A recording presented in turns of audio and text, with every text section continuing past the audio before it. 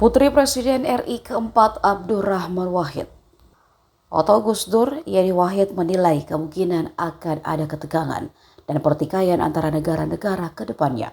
Dan ia merasa hanya Prabowo Subianto yang bisa menghadapi itu. Hal itu dia sampaikan saat berkunjung ke kediaman Menteri Pertahanan sekaligus bakal calon presiden dari Partai Gerindra di Kartanagara 4, Jakarta. Yeni menjelaskan jika saat ini sudah mulai nampak ketegangan antara negara-negara yang berada di sekitar Indonesia. Dan bukan tidak mungkin Indonesia akan kena dampaknya.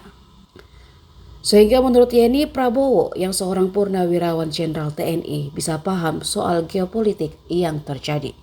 Kenapa kita butuh figur seperti Prabowo? Ya, karena saya percaya setiap zaman membutuhkan pemimpinnya. Nah, zaman mulai dari Bung Karno pada waktu itu transisi kemerdekaan, kita butuh pemimpin revolusioner. Lalu Pak Harto, kita butuh pemimpin yang membangun pasca kemerdekaan.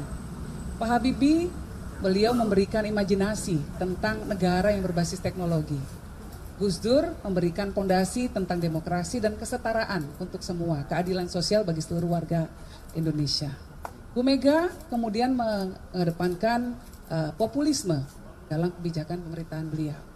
Nah, Pak SBY kembali memberikan stabilitas ekonomi, stabilitas politik, dan memberikan contoh bagaimana Jenderal TNI bisa ikut dalam kontestasi demokrasi. Kemudian Pak Jokowi ini memulai take off untuk industrialisasi. Nah, pemimpin ke depannya harus meneruskan program-program dari pemimpin-pemimpin sebelumnya. Salah satu tantangan yang dihadapi oleh bangsa kita ke depan dalam kerangka geopolitik, dinamika geopolitik yang sedang berkembang saat ini adalah bahwa ada ketegangan-ketegangan di wilayah kita. Letak Indonesia ya yang dekat dengan negara-negara yang punya potensi pertikaian tinggi. Contohnya akan ada ketegangan-ketegangan ke depan ini menurut saya Pak Prabowo tidak bisa dihindari. Mungkin saja ada potensi ketegangan misalnya terjadi di Taiwan Strait. Ya. Kalau itu terjadi ketika ada negara yang melakukan move di sana secara navigasional, itu kemudian akan berdampak kepada pasokan rantai global. Nah, pasti dampaknya ke kita karena letak geografis kita di tengah-tengah negara yang tergabung dalam anggota Quad. India, Jepang, Australia, Amerika.